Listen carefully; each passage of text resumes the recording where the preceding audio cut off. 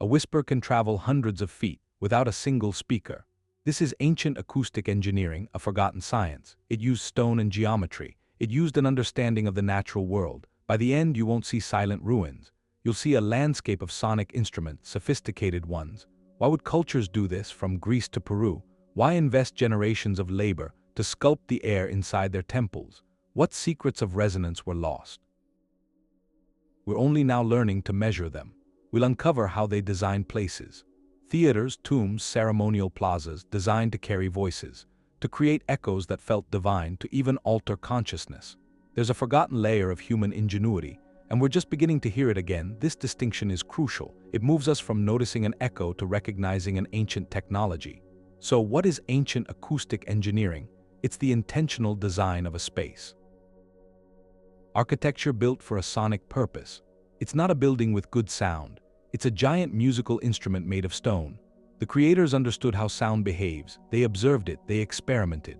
A smooth, curved wall could focus a whisper, like a lens focuses light.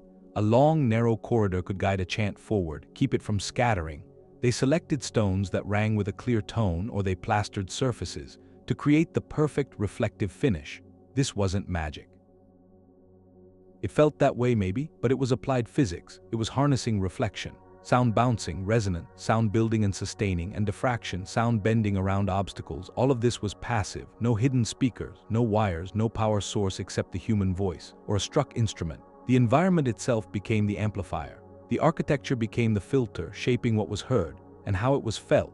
This shift in perspective changes everything. It means when we stand in these spaces, we're not just looking at silent history. We're standing inside a carefully calibrated device, designed to make a leader's decree sound omnipresent, to make a priest's prayer seem otherworldly, to make a communal ritual vibrate through the bones of every participant. With that definition clear, we can begin to listen to the past with new ears, to appreciate the genius etched in stone. Why sculpt sound with stone? It's about the power of a voice that's been changed. In ancient times, sound wasn't just for talking. It was sacred, it was political, it held people together. They understood how sound worked on the mind long before we had a word for it. Take a ritual space. A dark room inside a temple. A priest speaks normally, but the voice resonates. It fills the room with a deep hum. To the people there, it doesn't sound like a person. It sounds divine, like the stones are speaking, or a god is using the priest as a channel. That sense of awe wasn't a mistake. It was the goal. By making the voice otherworldly, the building supported spiritual power. Belief became a physical thing. You felt it in your chest. You didn't just hear it. That feeling, that sensory proof, was how you maintained order and cohesion. Then there's the political side, the open theater, the stepped public square. Here, clarity was everything. A leader's words had to reach everyone from the front to the very back. Without microphones, the structure had to manage it. Curved stone seats collected sound, funneling it up and out. Smooth floors and back walls reflected it toward the crowd. So the ideas of democracy or the commands of an emperor were heard by all. This allowed for collective decisions, but it also allowed for control. A voice that could reach thousands without effort was a powerful voice. It commanded attention. It could unite people behind one idea. The space amplified influence. And beyond the priest and the leader, there was the community itself. Shared sound creates a shared experience. Think of a plaza during a festival. Hundreds of people, drums, chants. The acoustics of the place, maybe with walls that create a soft surrounding echo, make everyone feel immersed in the same sound. It vibrates through the ground. It becomes a collective heartbeat. That experience strengthens social bonds. It creates a group identity. You're not just an individual listening. You're part of a vibrating whole. The architecture built that feeling of unity. It used sound to weave individuals into a community. So these ancient sites, they're more than clever physics. They're a technology for the mind and spirit. A crafted tool to inspire awe, to exert influence, to foster unity. That intent shows acoustic engineering wasn't an afterthought. It was woven into society itself. And to see this principle in its most iconic form, you look to a hillside in Greece, where this craft reached one of its most breathtaking expressions. A whispering gallery is the clearest example. In Saint's Cathedral in London, you can stand with your lips near the curved wall. You whisper, and someone across the dome, almost 100 feet away, hears every word perfectly, as if you were next to them. The sound doesn't go through the open air. It stays on the stone. It follows the smooth, concave curve, a continuous series of tiny reflections. Physicists call it a whispering gallery wave. The architecture becomes a tube, a sonic made of stone and plaster. It feels like magic, but it's geometry. A perfect circle can carry a secret. This is a modern marvel from the 17th century, but it shows an acoustic truth ancient builders found much earlier. They didn't have the equations, they saw the result. They learned a curved surface doesn't just bounce sound, it can focus it. It can channel it along a set path. If a dome in London can send a whisper across a vast space, imagine a society designing their entire sacred landscape with that knowledge. The Whispering Gallery is our bridge. It lets us hear the first rule of ancient acoustic engineering with our own ears. Shape is everything. And from this intimate circular wonder, we go back to a culture that scaled this idea to the size of a mountain. It's built into a hillside in Greece, and it's about sound. It was built over 2,000 years ago, and it solved a problem. How do you get a voice with no microphone to reach 15,000 people? The design is the answer. The seating is a perfect half circle and it rises steeply. The benches are limestone, they act like a filter. They absorb the low sounds, the crowd, the wind, the background noise, but they reflect the higher frequencies. The clear parts of speech, the consonants, the melody of the voice, they send that back up toward the audience. And the steps between the rows, they break up the sound waves. They stop a muddled echo. They scatter the voice so it just washes over everyone. Behind the stage, it's open. There's landscape and sky. That swallows any leftover sound so it doesn't bounce back and create confusion. The result is this pocket of clarity. From the center of the orchestra, you can hear a pin drop in the top row. A whisper can become a declaration. This was engineering for a shared experience. In a democracy, every citizen's voice mattered, but so did every citizen's ability to hear. The plays performed there weren't just entertainment. They were communal lessons. Lessons in morality, in fate, in the human condition. To understand the story, to feel the weight of a tragedy by Sophocles, you had to hear every word. The architecture guaranteed that. It made culture accessible. It made civic participation accessible. It physically built the idea that in a society, everyone should be included in the conversation. Modern engineers have studied this theater for decades. They've tried to find the secret. They found the dimensions are mathematically precise. It's a harmony of form and function achieved long before the science of acoustics even had a name. It's a testament to observation, to experimentation over generations. It shows the ancient builders weren't just stacking stones. They were tuning an environment. And this theater is a pinnacle of design for the human voice, but it makes you wonder, what happens when the goal wasn't clarity for the many? What if the goal was a transformative, overwhelming experience for just a few? That question leads us away from the sun-drenched hillsides of the Mediterranean, to a very different kind of sacred space. But if sound wasn't meant for a crowd, but to change a few people, to actually shift someone's state, then you have to go down.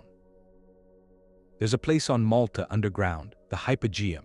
It's a temple but carved down into the limestone, not built up. They made it over 1,000 years, a maze of rooms and tombs on 3 levels. And here the acoustics change. They become intimate, internal. One room they call the Oracle Room. It's small, oval. There's a niche carved in one wall, a little alcove. And if someone with a low voice speaks into that niche, it doesn't just echo, it resonates. A low tone blooms in the room. Vibrates through the stone floor. It comes from everywhere at once. Fills the space with a hum you feel in your bones. This isn't an accident. The room size, the curve of the walls, the limestone, it's all tuned to a specific low frequency, about 110 Hz. And that's where this goes from acoustics into psychoacoustics. How sound physically affects the brain. Modern research shows that sound at 110 Hz sustained, it changes brain activity, alters brainwave patterns. It can quiet the frontal lobes, the parts for logic and ego, and that might let other states surface. Meditative states, trance. So in that room, you're not just in an echo chamber. You're inside what might be the oldest instrument for changing consciousness. The builders probably found this over generations. They learned that by shaping stone this way, chanting could become a gateway, a ritual. The sound, amplified by the room, could guide people into a shared spiritual experience. A technology of the mind made from earth, which makes you wonder about their spiritual life. They carved all this with stone and antler tools, not for shelter, for ceremony. They were manipulating the environment for a specific effect. That suggests a deep understanding of sound, the body, and the spirit. So the Hypogeum shows ancient acoustics wasn't always about projecting outward. Sometimes its power was turning inward, using resonance to explore consciousness. And this idea of sound as a transformative force, it wasn't just in the Mediterranean.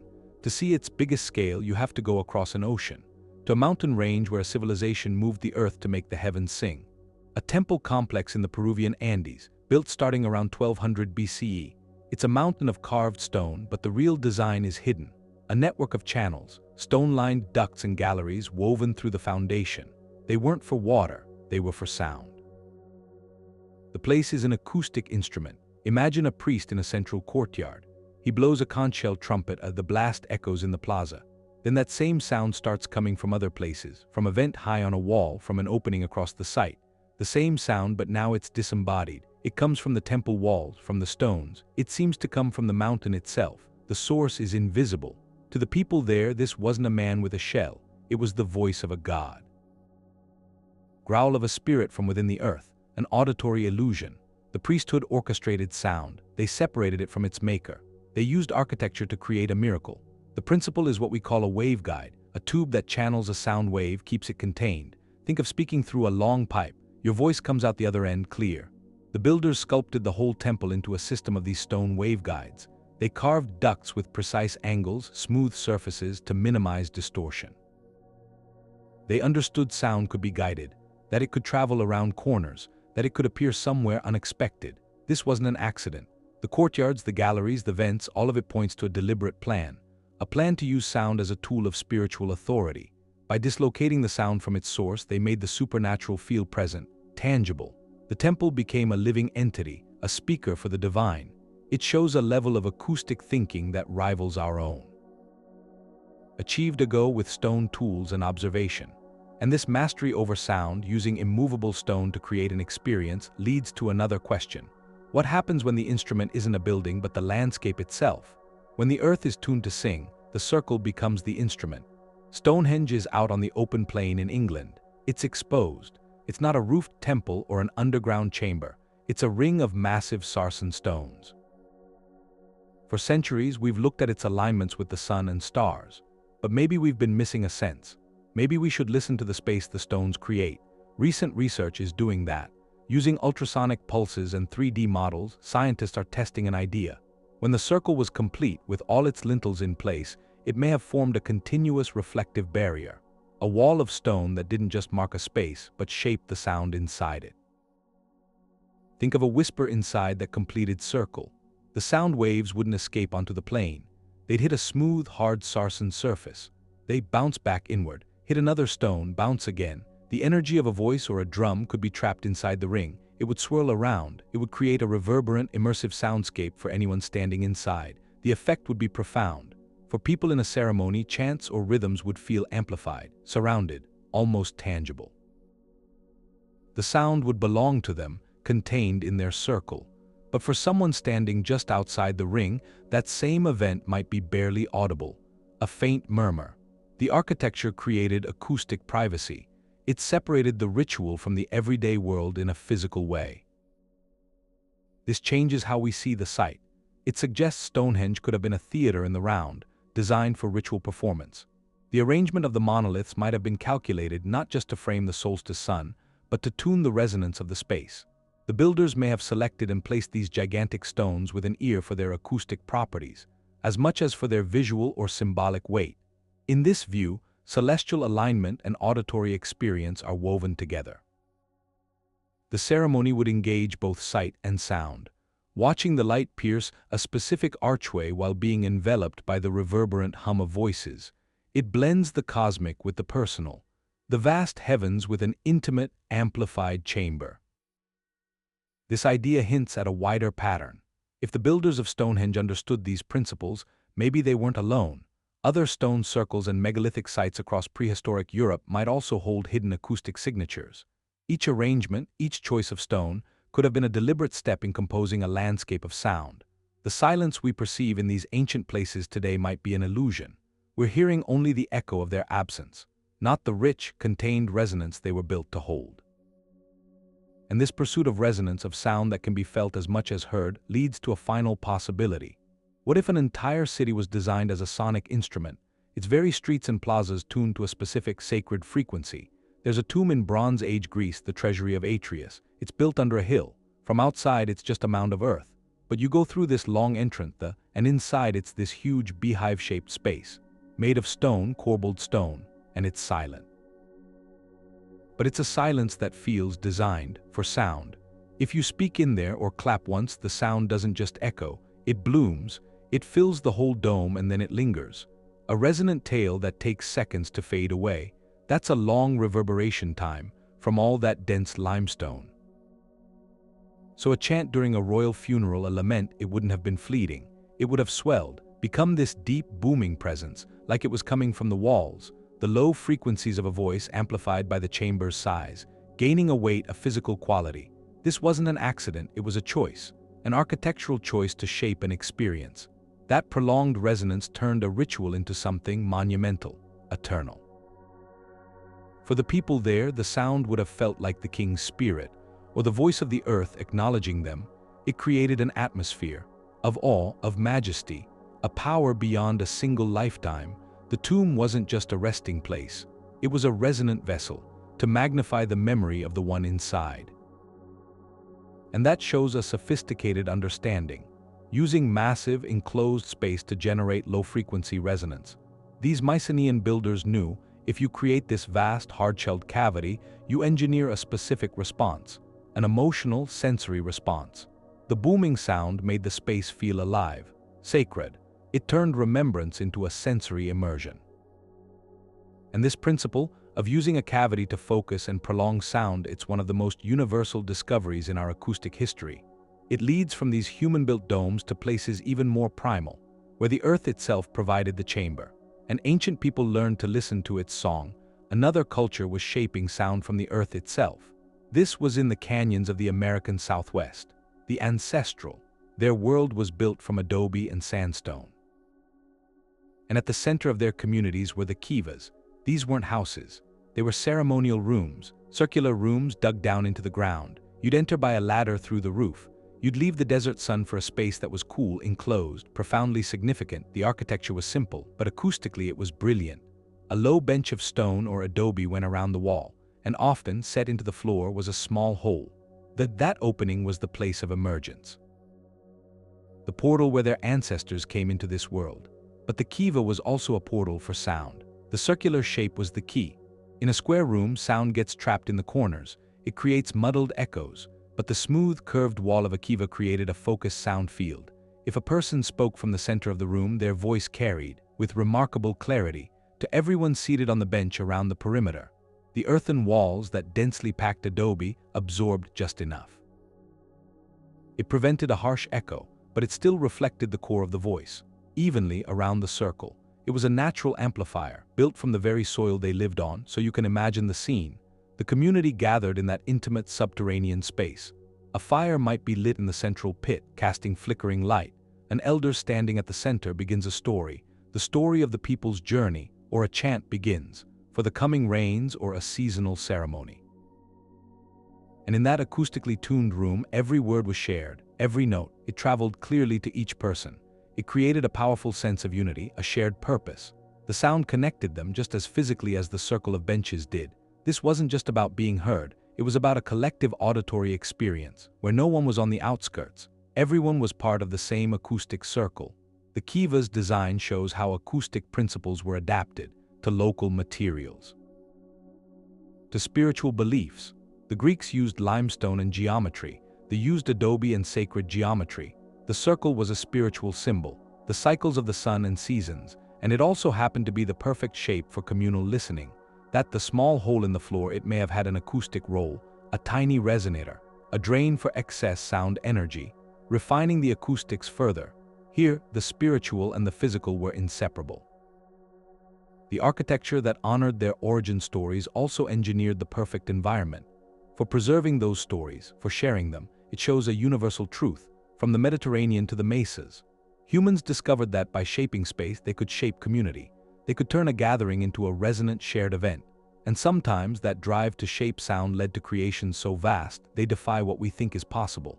Without any tools, the stone could sing. In those old Hindu temples, the big halls weren't just for shelter. They were built for sound.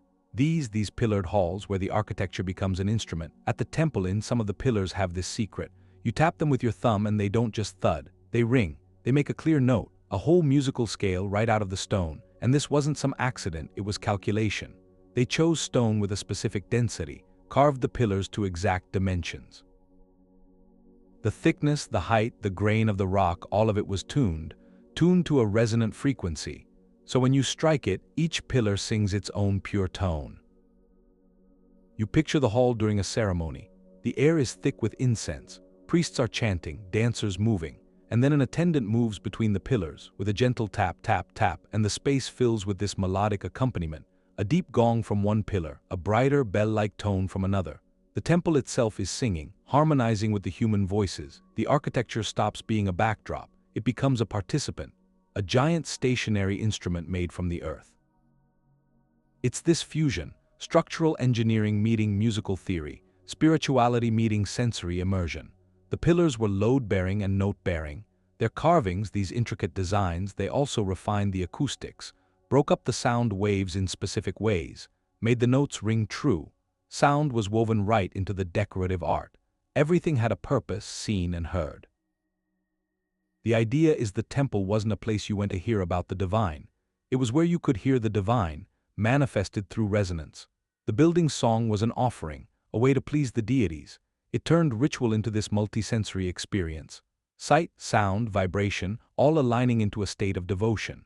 This integration shows a culture that thought in harmonics, that saw the universe as a kind of music, and built their sacred spaces as expressions of that cosmic order. From these singing stones you see a pattern, this drive to make the inert world resonate, but that ancient knowledge so precise it raises a question. What happened to it? Why did these sonic blueprints, understood from Malta to India to the Andes, why did they fade from memory? A dome can hold a sound for 10 seconds. That's an eternity in acoustics. The in Istanbul does that. It was built in the 6th century, a mountain of brick and mortar made into a vessel for the divine. Its central dome floats on a ring of windows. Beneath it, semidomes cascade outward. That geometry creates visual grandeur, but it also creates an acoustic phenomenon. A single note from the altar doesn't travel straight, it bounces. Off the curve of the main dome, then the half-dome of the apse, off the vast marble walls, each surface reflects it, but at a slightly different time. The sound waves overlap. They intertwine. They don't echo distinctly. They merge into a continuous shimmering cloud. A chord becomes a living entity. It swells, it lingers, and it only reluctantly fades. This isn't an echo. It's resonance sculpted in stone. For the Byzantine liturgy, this was theology made audible. The chants weren't performances, they were offerings, and the building took those human offerings and transformed them. A hymn about eternity didn't just describe eternity, it manifested it. As the sound hung in the air for those 10 long seconds, it created a sensory truth. Heaven wasn't a distant concept. It was here in this sustained, enveloping resonance. The boundary between the earthly and the celestial seemed to dissolve. The architecture engineered a feeling of the infinite. It was a psychological masterpiece. The overwhelming sound, the glittering mosaics, the scent of incense, they all worked together to short-circuit ordinary perception, to make the presence of the divine feel not just believed, but palpably, physically real. This feat was no accident of scale. The builders were acoustic tuners. They likely used specific mortar recipes, blending materials for the right balance of absorption and reflection. The precise layering of the bricks, the textures of the plaster, the choice of marble veneer, all of it contributed to tuning that majestic decay time. They were composing with materials, shaping the acoustic signature of the space as deliberately as a composer shapes a symphony. The stands as perhaps the ultimate statement of how acoustic engineering can serve an ideology. It used physics to evoke the metaphysical. It turned architecture into an instrument of transcendence, and it forces a question. What were these ancient builders hearing in their raw materials that we have forgotten the stones themselves were part of the instrument? Builders listened to the rock. Limestone is porous, it's light. Sound hits it, and the energy doesn't just bounce back. Some gets absorbed, but what reflects is bright and clear. That's why Greek theaters used it.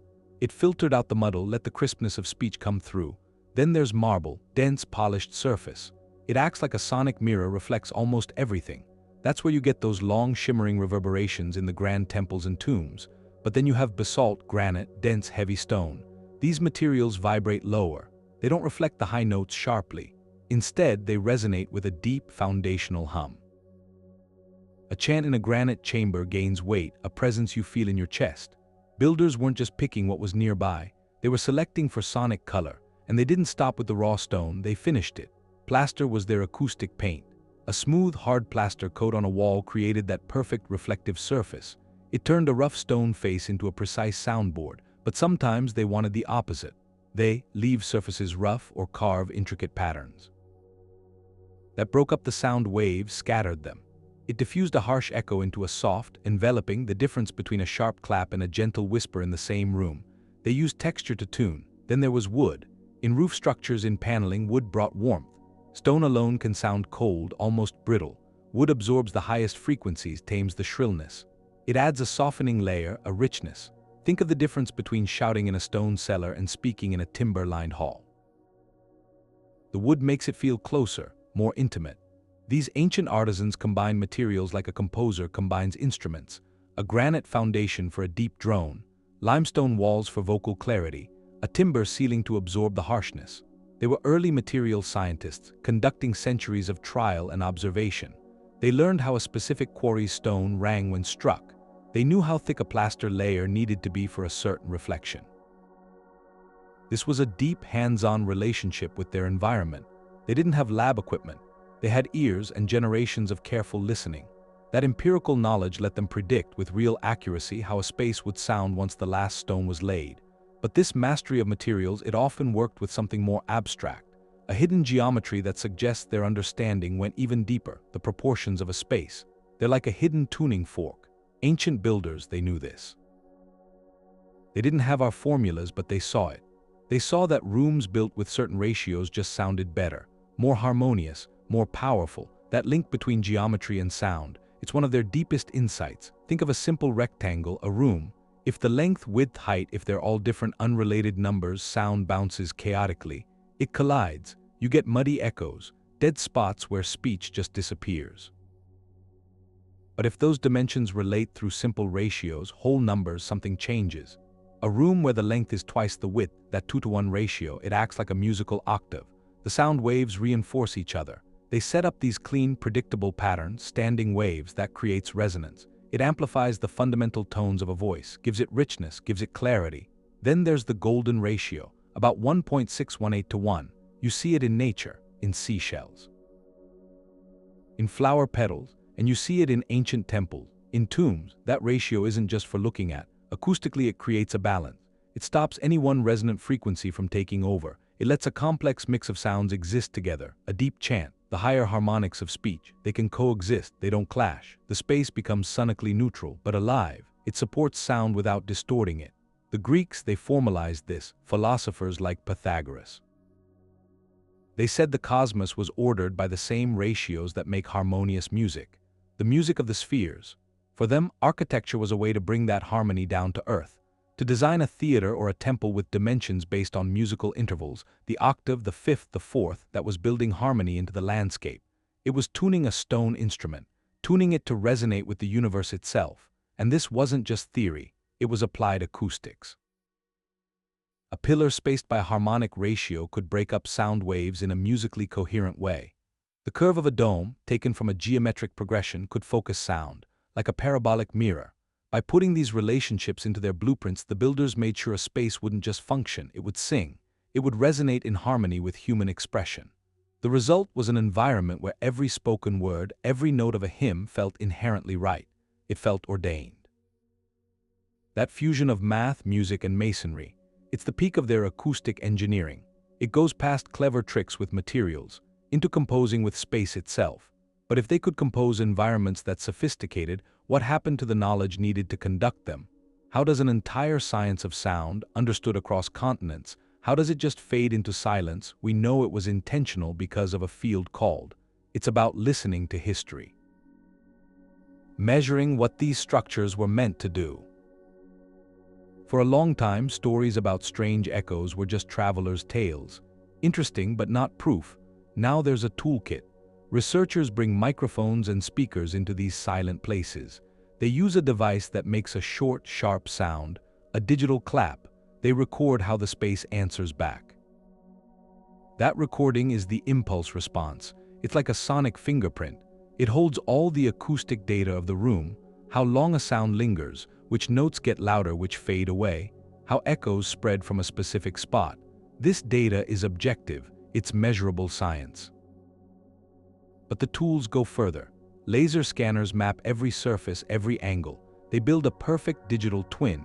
Then with simulation software, researchers can put any sound into that model. A chant, a drum, a whisper.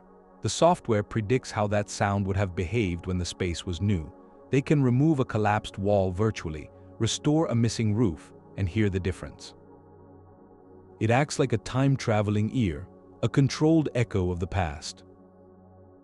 The findings are clear.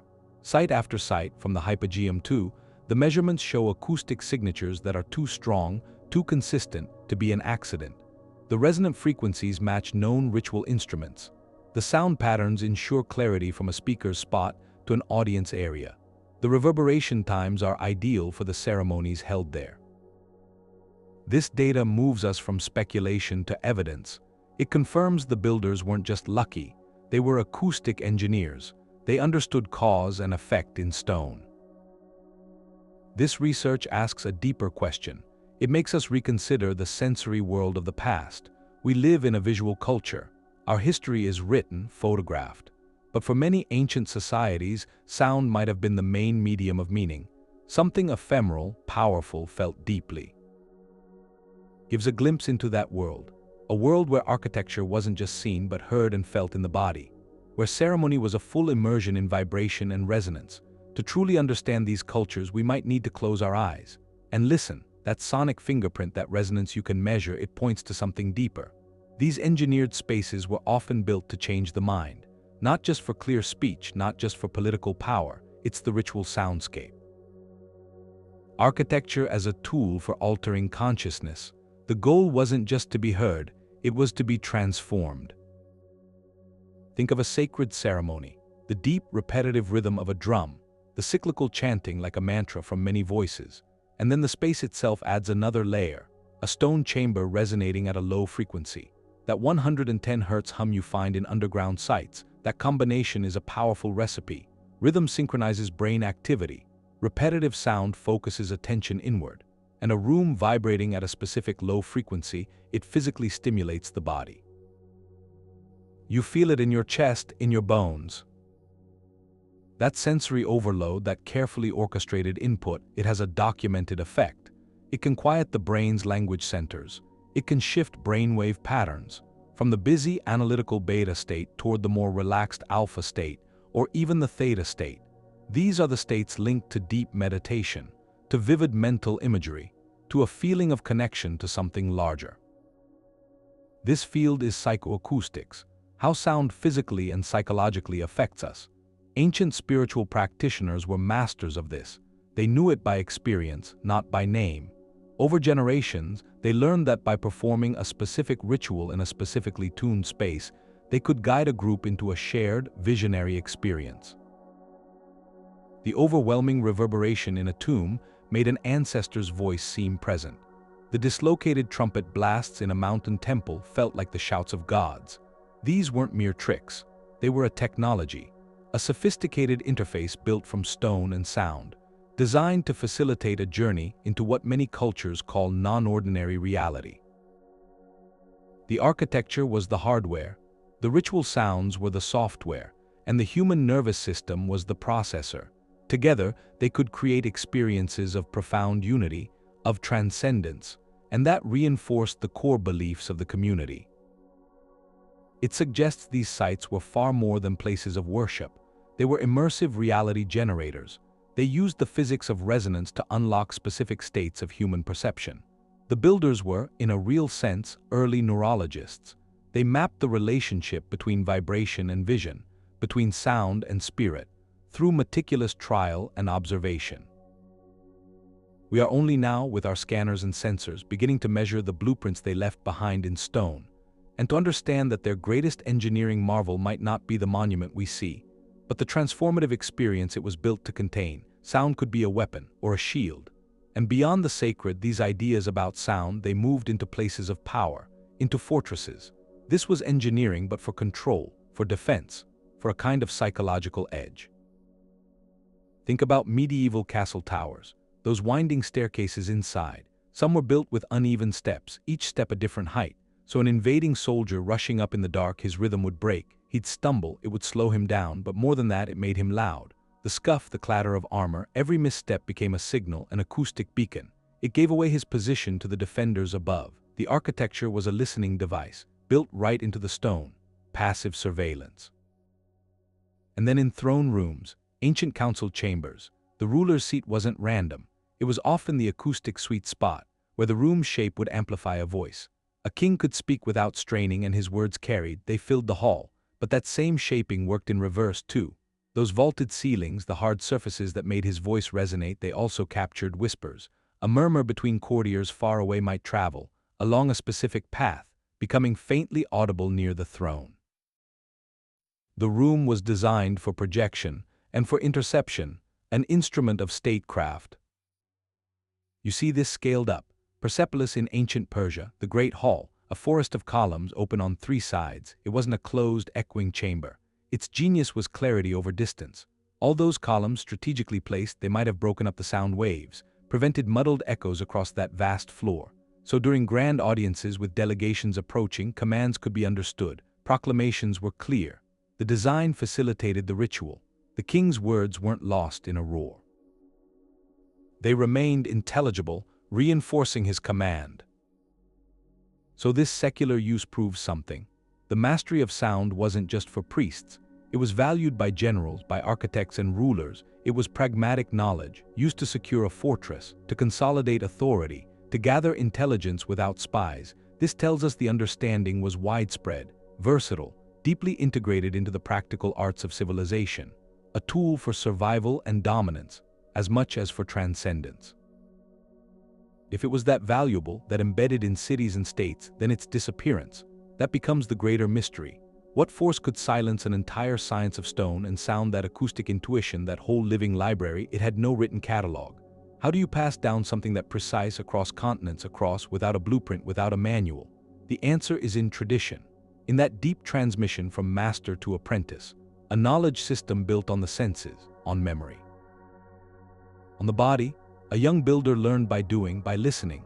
You start in the quarry, striking different rock faces, and you learn to hear it, the tonal quality that means strength, that means resonance. You mix plasters and you learn by touch, by sight, which blend dries to the perfect hardness for reflection. It was education through direct experience. The master didn't lecture on theory. He'd say, carve the wall to this curve, plaster it to this thickness. The why was in the practice, proven by generations. Trial and observation.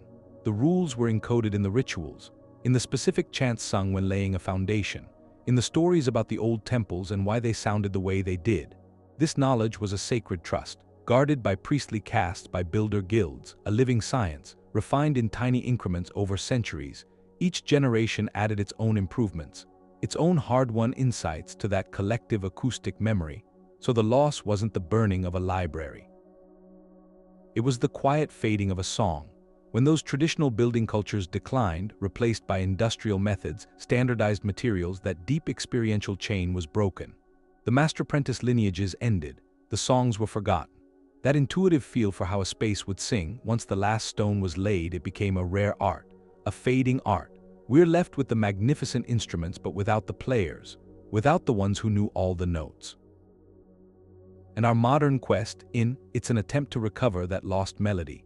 To listen so closely to the stones that we might hear the whispers of the masters who shaped them. The masters are gone, but their instruments are still here. We stand in these old spaces and we hear echoes, but the deep knowledge behind them, that's faded. Electronic amplification created a new world, a world where you could just turn a speaker up, and the subtle art of shaping a room, it went into the background. The nuance of passive acoustic design became a specialist's curiosity, not a foundational skill. For decades, the goal was often to deaden sound, to use soft materials, to create a neutral, blank canvas for electronic systems to fill. But something was lost in that, a sense of place, a feeling of natural resonance, the soul of a space. Now we're coming full circle. Modern architects and acousticians are looking back. They're studying the ancient masters not as primitive ancestors, but as sophisticated colleagues. Architectural acoustics has started to re-embrace passive design. It's a rediscovery, We're learning the best sonic environments aren't always made by adding more technology. They're made by understanding the geometry and materials of the space itself, just like they did. You see this new-old philosophy in today's concert halls. Designers aren't hiding acoustic elements anymore. They're celebrating them. Walls are sculpted with complex, irregular surfaces, not for decoration, for diffusion. These surfaces break up sound waves in precise ways. They scatter them gently to create a rich, enveloping. It's the same principle as the carved patterns in an ancient temple, but now it's calculated with computer models. Ceilings are shaped into sweeping, reflective clouds. Undulating forms that direct sound to every seat, ensuring clarity without a single visible speaker. The goal is to make the architecture itself sing, to make it a partner in the performance. Material choices are telling too. There's a renewed appreciation for stone, for wood, for plaster, materials with inherent sonic character. Designers select them not just for how they look, but for how they sound, for their ability to reflect warmth, to add a specific tonal color to a space. It's a direct echo of the ancient builder listening to the rock in the quarry. This is a profound validation. Cutting-edge science, laser scanners, acoustic simulations, is now confirming the genius of intuitive ancient solutions. The old ways hold keys to solving modern problems. In a world drowning in noise pollution, the ancient approach offers a different path. Instead of just blocking sound with barriers, we can design our environments to shape sound beautifully from the start, to create spaces that are not just quiet but resonant, humane. Spaces that feel alive because they respond to the human voice, to music, to the simple act of gathering. This rediscovery suggests true acoustic elegance might not lie in complexity, but in a deep harmony between form, material, and purpose. We are learning to listen to the past again, not as a museum piece, but as a living library of sonic wisdom. And if we can relearn how to build spaces that resonate with such intention, it raises a final question. What new forms of communion might this ancient knowledge help us build for the future? What new experiences of shared sound the Roman of Orange is in southern France? It was built under Emperor Augustus. It's a colossal structure and it's survived. It's not just a ruin, it's a working instrument. The key is the stage wall, the fronds. It's over 100 feet high, a vast facade of arches and columns. To the audience, it's a backdrop. To an actor's voice, it's a mirror. The performers learn a specific technique. They don't project out toward the crowd. They aim their voices directly at that stone wall. The sound hits the hard, smooth surface. It bounces back, amplified and focused. It washes over the entire semicircle of seating. It's a lesson in geometry passed down through the stones. For nearly 2,000 years this principle has held. The still seats over 9,000 people for opera and classical plays. And in many of these events, no electronic amplification is used.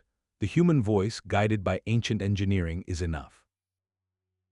It creates an experience, powerful and intimate. There's a purity to it. You hear the actor's breath, the texture of their voice, with nothing between you and the performance but two of air. Modern acoustic studies have been crucial here. Before any restoration, researchers map the sound. They measure how the voice travels from the stage to the farthest seat. They test which materials to use, which angles of repair, to preserve the original reflective qualities. The goal isn't to make it sound new. It's to ensure it sounds as it was designed to sound. This careful stewardship means this isn't a museum piece. It's a living case study. It proves these designs weren't theoretical. They were brilliantly functional, and when maintained with understanding, they can still outperform a truckload of modern speakers. For live performance, to sit in those stone seats and hear a voice carry clearly from the stage, that's a conversation with history. It's proof the Roman engineers weren't just building for their time. They were building for a legacy of sound, and if a structure can preserve its voice across centuries, it makes you wonder, what else from our world are we building to last? A whisper in a cave, that could be coincidence. But a chorus of whispers coming from a dozen different cultures across thousands of years, that's a pattern.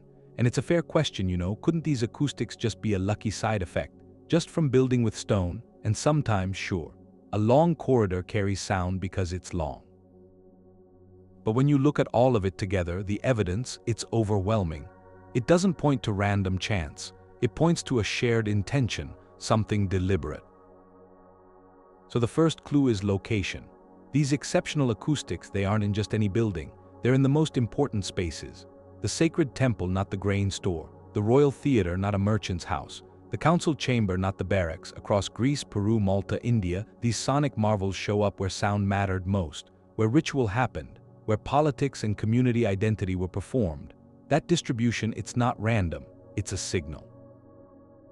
Then there's the complexity.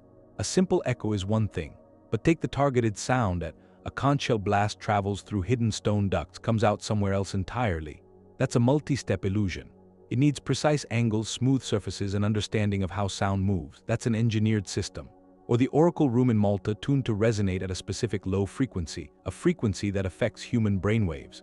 That's not an accident from digging a hole, that's calibration.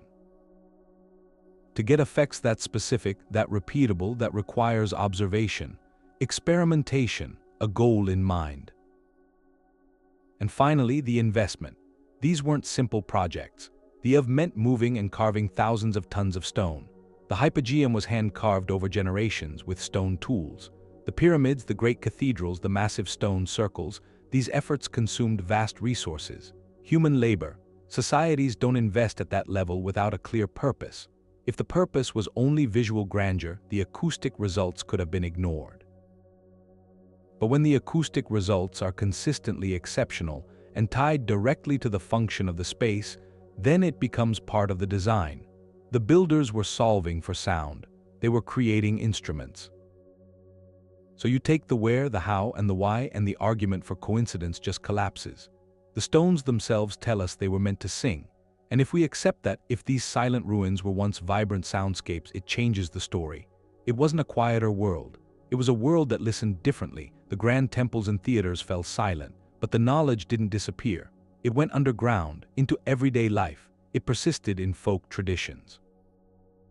In the intuitive ways communities built spaces for gathering, for music, this is the sonic legacy of villages and towns, not kings and priests. You can hear it in a simple country church. Builders worked without formal blueprints. They shaped the nave to carry a preacher's voice. They placed the pulpit at a natural focal point, where the wooden ceiling and plaster walls would lift the sermon to the back pews. They didn't call it acoustic engineering. They called it making a building that worked. That a congregation could hear was a practical necessity, born from a deep, unspoken understanding of how sound behaves in a room. The same principle guided village meeting halls, where community decisions required every voice to be part of the conversation, even the softest voice. The architecture facilitated democracy on a local scale. This knowledge also bloomed in playful forms, the whispering walls in formal gardens, where two people stand at curved, opposing ends and hear each other's secrets. Or the singing fountains of Renaissance Italy, where water channeled through carved stone would produce specific musical notes. These weren't monumental state projects, they were civic ornaments, demonstrating that the joy of shaped sound was for everyone. Folk musicians carried this intuition in their bones, a fiddler at a crossroads, a singer in a courtyard. They learn through experience where to stand. They feel how a stone wall at their back can project a melody forward. How a canopy of trees creates a natural, softening dome overhead. They understand their immediate environment as an instrument, positioning themselves within its sonic landscape to find the sweet spot, where their music rings true and carries. These traditions are the fragmented inheritance of antiquity's grand designs. They represent acoustic knowledge that seeped into the cultural groundwater, no longer the guarded secret of a priestly class, but the common sense of craftsmen and performers. Studying these folk practices is crucial. It shows acoustic thinking wasn't confined to the spectacular.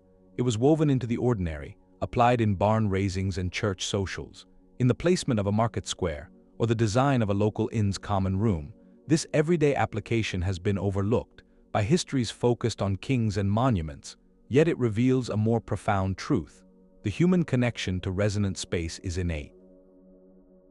It's a basic desire to shape our surroundings so we can connect, share stories, make music together. This legacy in wood and local stone is a quiet echo of the ancient masters, and if we listen closely to these humble places, we might just hear the most authentic song of all. Cities are loud, but they aren't resonant. That's a real difference. Modern noise is chaotic. It's traffic, machinery, compressed sound from speakers. It's sound we endure, not sound we live inside. The ancient masters worked with acoustic intention. Their work raises a question for us.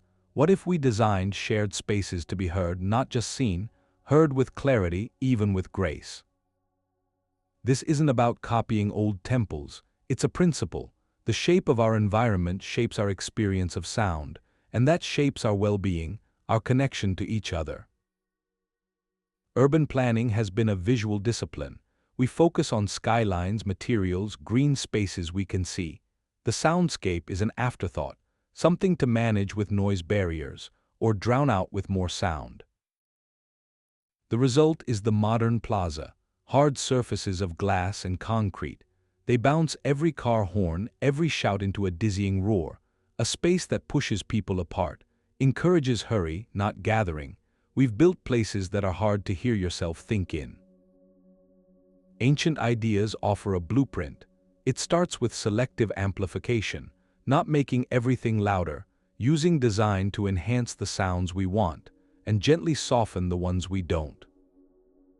Imagine a public square redesigned, one facade curved and smooth, acting as a sound mirror. It could reflect a street performer's music out over a crowd, natural clarity. Opposite that, a wall textured with greenery, porous materials, swallowing the rumble of traffic. The ground itself could use varied materials, stone for pathways, where footfall is part of the softer surfaces in seating areas to absorb clatter. This is conscious shaping. The ancient Kiva created a circle of shared listening. We can use that geometry today. Small urban parks, pocket plazas, sunken or surrounded by gentle berms. These act as natural baffles. They shield the interior from street noise. The bowl shape focuses the softer sounds within. The chatter of friends, children's laughter becomes the dominant sound. The space feels intimate, protected, socially alive because the architecture supports connection, acoustically. Material choice is vital. We have more than stone now, but the principle remains. Listen to our materials. Modern composites, porous concretes, engineered woods, living walls. Chosen not just for sustainability or look, but for their acoustic color. A building facade with textured, sound-diffusing panels. It breaks up the harsh reflection of a siren. A courtyard paved with resonant stone in a pattern. Footsteps become a gentle, rhythmic backdrop, not a jarring intrusion. This isn't a rejection of technology, it's a synthesis.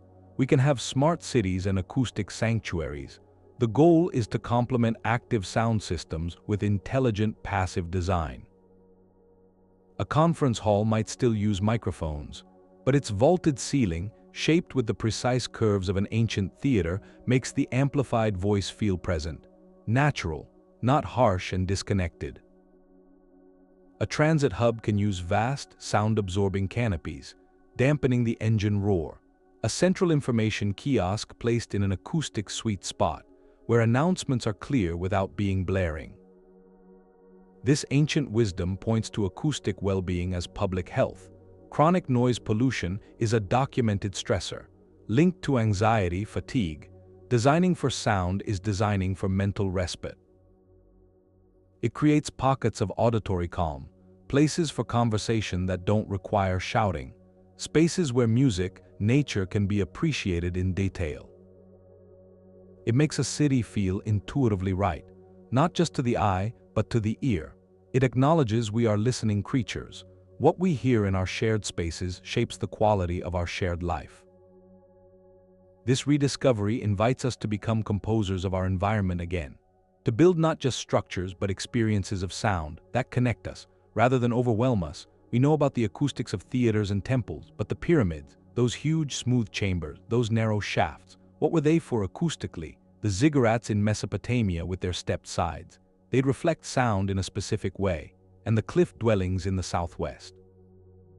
Carved into rock faces that were already resonant, or the deep caves used for rituals everywhere. The geology itself shapes the sound there. Each one is like an instrument. A question built in stone is just starting to look. To answer it, we're combining old sites with new tech, digital modeling.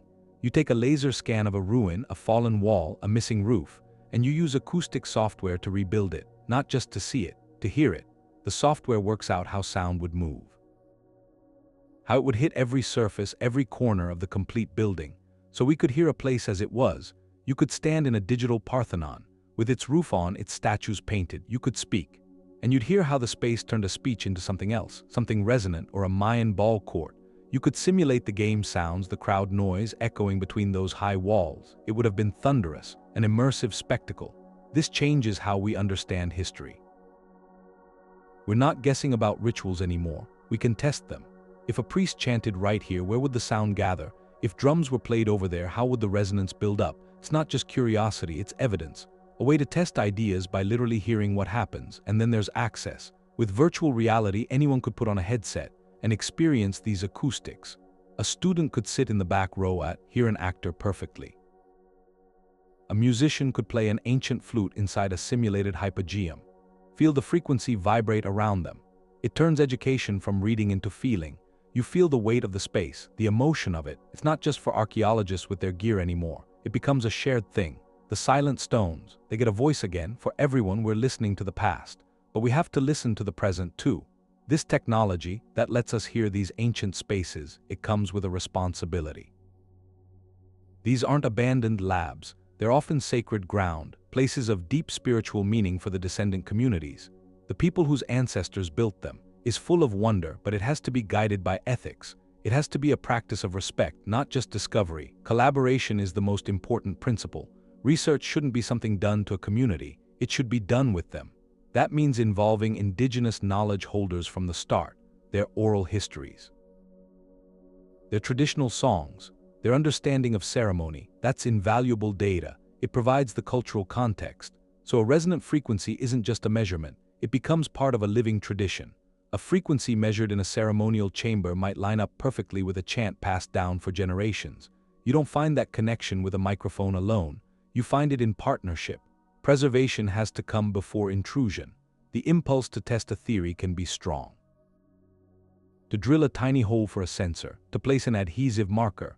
But even minor contact can damage fragile surfaces. Surfaces that have survived. For non-invasive methods are essential. Laser scanning from a distance, photographic analysis, acoustic modeling based on existing structures. These tools let us study without touching. The goal is to leave no trace, to keep the site intact for the future, for science, and for cultural continuity. The ultimate aim isn't to solve a mystery in a way that strips it of its power. It's not about demystifying the sacred into mere physics. The true goal is to add a new layer of understanding, a respectful one, to appreciate that the builder's intuitive mastery of resonance was a profound form of knowledge, one that served spiritual needs, social needs, psychological needs. This approach enriches our shared human story. It shows the sophistication of ancient thought, without reducing its cultural meaning to a technical footnote. When it's done with this ethical framework, becomes more than science. It becomes a form of listening in the deepest sense. We listen to the stones, we listen to the communities connected to them, and in doing that we honor the original intent of the builders, the ones who valued the power of sound to connect, to transform, to transcend. This careful, collaborative listening, it means we don't just hear echoes of the past. We engage in a dialogue with it. The silent technology they mastered was a kind of profound magic. It amplified sound but also meaning. It amplified power and connection. They understood you could sculpt the space between walls, you could tune it, to carry a whisper across a dome, or a chant deep into the earth, or a proclamation across a crowded plaza. These weren't just buildings, they were instruments. Instruments for the human experience, designed to make a prayer feel divine. To make a leader's words sound like law, to make a community feel like one body vibrating. In their hands, stone became a medium for something ephemeral. They shaped the air itself to serve the spirit, the state, the society. Our journey through these spaces is a reminder. True innovation often lies in harmony with natural principles, not in overpowering them. The ancient engineers didn't fight physics, they listened to it. They observed how sound moved, how it reflected, how it resonated. And then they built to guide it. This is a different kind of genius, one of integration, of working with the grain of the world. Today we often solve problems by adding more power, more complexity, more noise. Their solutions were elegant in their simplicity, and the effect was breathtaking. They created experiences modern technology still struggles to replicate. That feeling of a voice coming from the stones, the shared resonance of a ritual chant, the intimate clarity of a whisper traveling 100 feet. As you leave this exploration, take a moment. Listen to the space around you, the room you're in, the hallway outside, the public square you might walk through tomorrow. What subtle echoes of this ancient design might still linger? In the curve of a grand staircase, in the dome of a library, in the way sound behaves in an old stone-built train station. Share your thoughts on other acoustic marvels you've encountered. And if you want to continue unraveling history's deepest mysteries with us, subscribe to join the next discovery.